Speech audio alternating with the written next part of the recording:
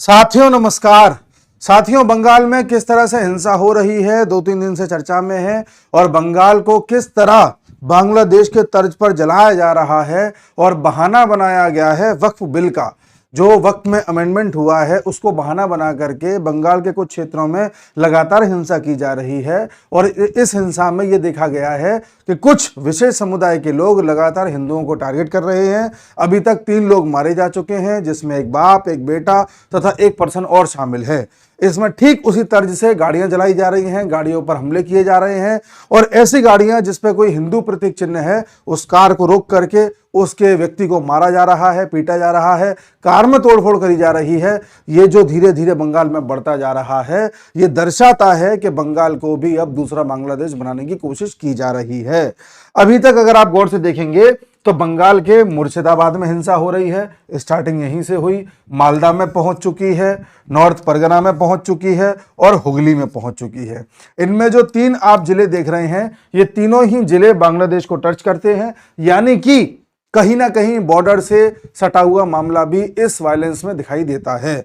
अभी कुछ दिन पहले आपको पता है कि किस प्रकार से ममता बनर्जी ने मुस्लिम समुदाय से कहा था कि आप लोग टेंशन मत लो, वक्त में जो अमेंडमेंट किया गया है उसको लेकर के चिंतित मत हो, मैं इसको लागू ही नहीं होने दूंगी वेस्ट बंगाल में। जब आप इस तरह से मुसलमानों से कहोगे तो उनको तो यही लगेगा कि ठीक है, ममता दीदी हमारे साथ खड़ी हैं, अब हम जो चाहें सो कर सकते हैं। अच्छा, इसमें हमारे देश के मुसलमानों का उतना रोल नहीं है। ये रोल पता है किसका है?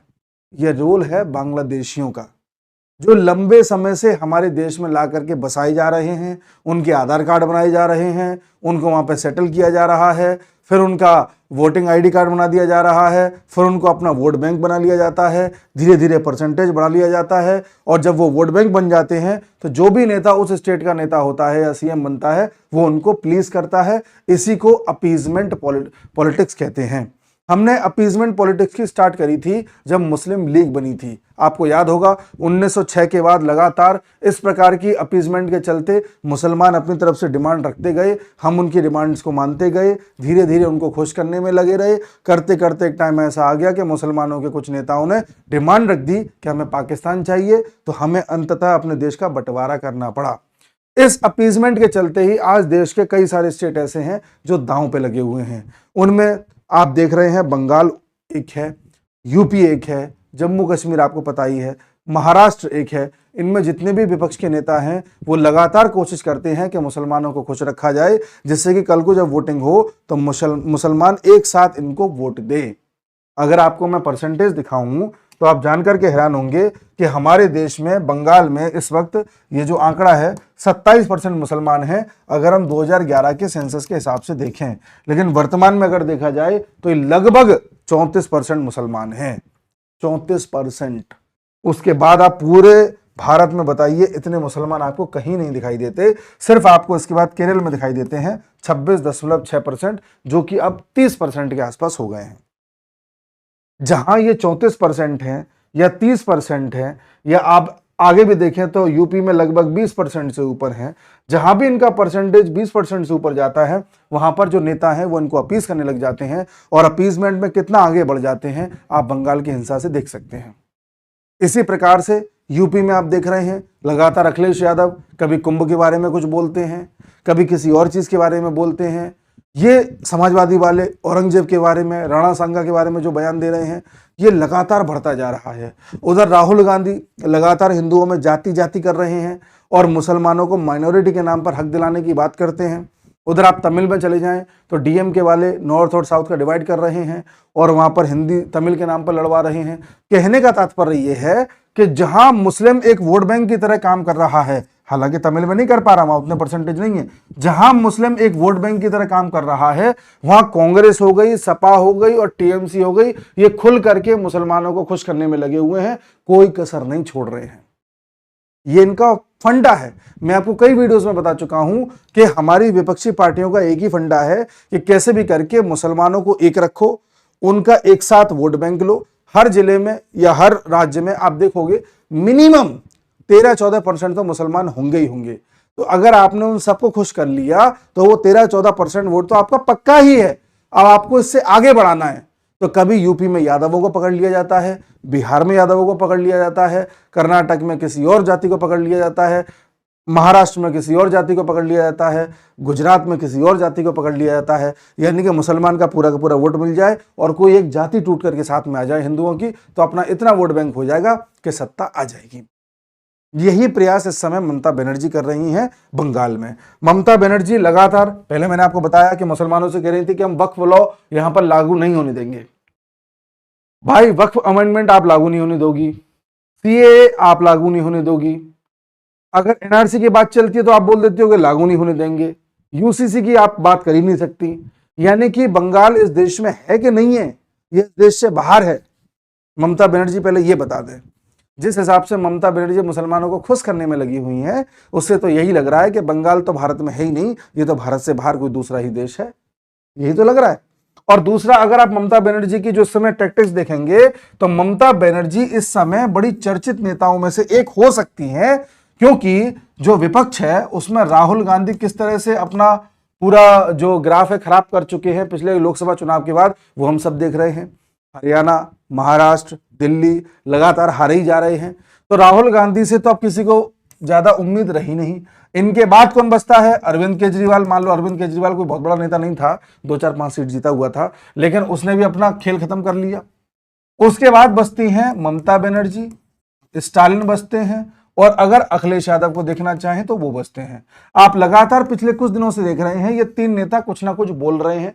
लगातार स्टालिन तमिलनाडु के सीएम कुछ ना कुछ बोल रहे हैं, ममता बनर्जी किस तरह से बंगाल में चीजें कर रही हैं पिछले कुछ महीनों से हम सब देख रहे हैं, और ये आपके अखिलेश यादव तो मुझे ऐसा लगता है कि दूसरे राहुल गांधी हैं। इन्हें पता ही नहीं है कि किस टॉपिक पर क्या बोलना है क्या नहीं बोलना, ये कुछ का कुछ बोलते रहते हैं और अपनी ही बेइज्जती कराते रहते हैं।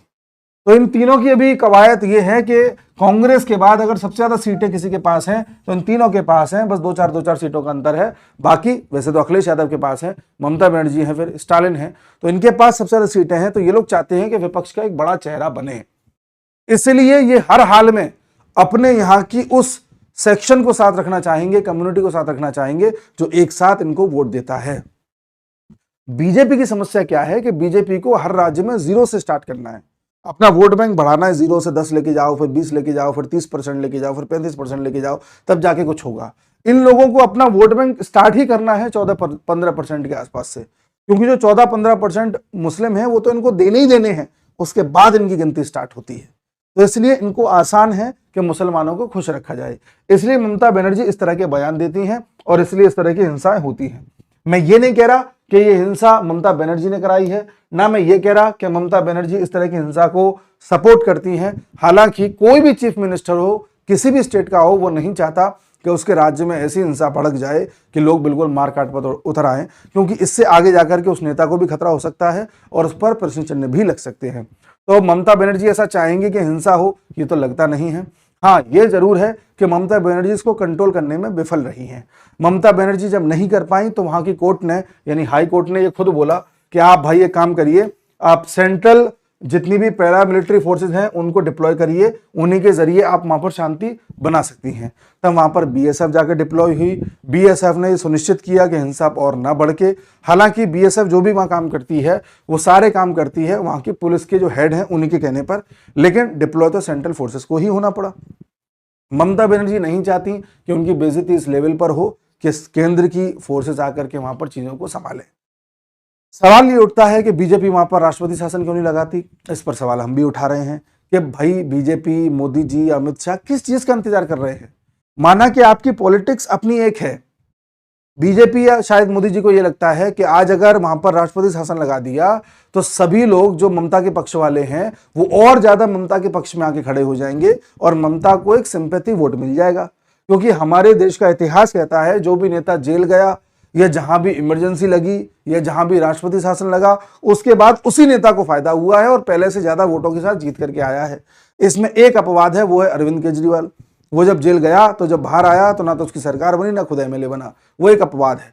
उसके अलावा जो भी जेल गया वो आकर के जीता ही है। तो बीजेपी को ये लगता है कि अगर ममता बनर्जी को किसी मामले में जेल भेजा, जेल तो भेजने के चांसेस नहीं है, लेकिन हाँ राष्ट्रपति शासन लगाया तो कहीं सिंपैथी वोट ना मिल जाए और ममता बनर्जी पहले से ज्यादा ताकतवर होकर ना उभरे। ये उनकी पॉलिटिक्स है बीजेपी वालों की। लेकिन इस समय पॉलिटिक्स नहीं देखनी चाहिए, इस समय शांति देखनी चाहिए, क्योंकि इस तरह की हिंसा में सबसे ज्यादा नुकसान होता है एक आम आदमी को, एक निर्दोष आदमी को, एक मासूम व्यक्ति को। उस चीज के बारे में ध्यान रखते हुए बीजेपी को भले ही 356 ना सही 355 आर्टिकल का यूज करना चाहिए, जिसमें सीएम को बर्खास्त नहीं किया जाता, सीएम बना रहता है, सारी चीजें वैसी रहती हैं, सिर्फ स्टेट की जो लॉ एंड ऑर्डर है, पुलिस वगैरह, वो केंद्र के हाथ में आ जाती है। केंद्र अगर चाहे तो ऐसा कुछ कर सकता है जिससे ममता बनर्जी को कोई लाभ भी नहीं होगा और वहां पर लोगों को शांति भी मिलती रहेगी, हो सकता है वहां पर चीजें नॉर्मलाइज भी हो जाए।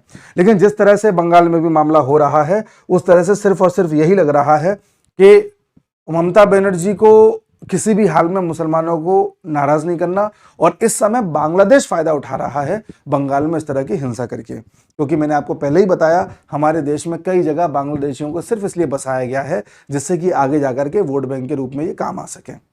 अब अगर बंगाल के इतिहास की बात करें तो बंगाल में लगभग 34 साल सीपीएम कम्युनिस्ट पार्टी का शासन रहा है। उस कम्युनिस्ट पार्टी ने भी ऐसे ही वहां पर दंगों को बढ़ावा दिया, होने दिए, लोग गरीब होते चले गए, मार काट हो रही है, इलेक्शन हैक हो रहे हैं, लोगों को वोट देने नहीं दिया जा रहा है, उनकी जगह कोई और वोट दे रहा है, हिंसा चरम सीमा पर रहती थी। लोग जब 34 साल के सीपीएम के शासन से परेशान आ गए, तब जाके लोगों ने ममता बनर्जी को चुना था, जो कांग्रेस से टूट करके अपनी पार्टी बनाई थी टीएमसी।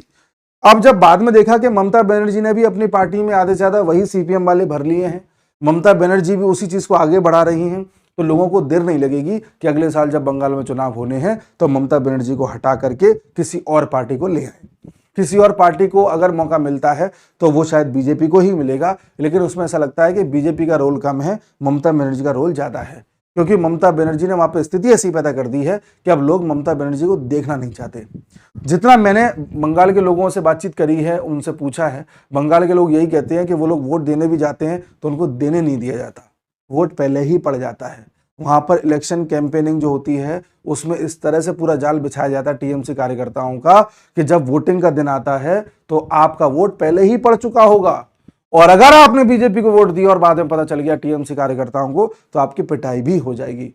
तो लोगों को यह भी डर लगता है कि कल को हमने अगर बीजेपी को वोट दे दिया तो हमारी पिटाई ना हो जाए। उसके अलावा लोगों को यह भी लगता है कि मान लो कल को हमने बीजेपी को वोट दिया और सत्ता में ममता बनर्जी आ गई और कल को हमारी पिटाई हो गई तो ये बीजेपी वाले बचाने भी नहीं आते। ऐसा देखा गया है पिछले कुछ दिनों में कि जब भी बीजेपी कार्यकर्ताओं पर हमला हुआ, उनकी जानें गई, तो केंद्र में बैठी हुई सरकार ने कोई स्टेप नहीं उठाया। इससे एक कार्यकर्ता का मनोबल टूटता है और कार्यकर्ता को यह लगता है कि कल को मेरे पर संकट आए तो मुझे बचाने कोई नहीं आएगा, और जब कार्यकर्ता को बचाने कोई नहीं आएगा तो वहां पे जो आम जनता है उसे बचाने कौन आएगा। तो बीजेपी को केंद्र में बैठे हुए ये सुनिश्चित करना होगा कि बंगाल में अपोजिशन पार्टी होते हुए भी वो सबका ख्याल रखती है और वो किसी भी हाल में लोगों पर हिंसा नहीं होने देती। जब लोगों को ये विश्वास हो जाएगा कि हाँ हम हर हाल में बचे रहेंगे, हमारी जान नहीं जाएगी, हमारे प्राण संकट में नहीं पड़ेंगे, तब हो सकता है लोग हिम्मत करके वोट देने चले जाएं। जब तक लोग हिम्मत करके बाहर नहीं निकलेंगे तब तक ममता बनर्जी ऐसे ही मुसलमानों को खुश करती रहेंगी और वोट बैंक अपना बनाती रहेंगी। अब मुसलमानों पे आते हैं। एक बात बताएं, जितने भी मुसलमान हैं बंगाल वाले, हो सकता है कि आपको वक्फ अमेंडमेंट बिल से दिक्कत हो, जो भी संशोधन हुआ है हो सकता है आपको दिक्कत हो, ठीक है, आप विरोध करिए, खूब करिए, जितना हो सकता है उतना करिए, लेकिन इसमें आप हिंदुओं पे अटैक क्यों कर रहे हैं, समझ में ये नहीं आ रहा। इसमें हिंदू का क्या दोष है?